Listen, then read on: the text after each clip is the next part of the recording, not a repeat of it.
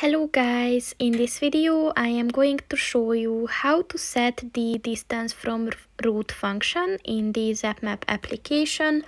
But first I just want to mention, don't forget to subscribe to my channel, because at 10,000 subscribers I am going to show you my whole YouTube revenue statistics and growth strategy, as well as how to make money online.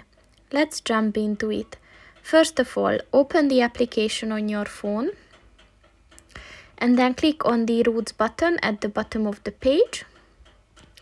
And then click on the create a route plan button. So first you have to set a starting and a destination location. And then confirm this. And in this section, click on the more options button.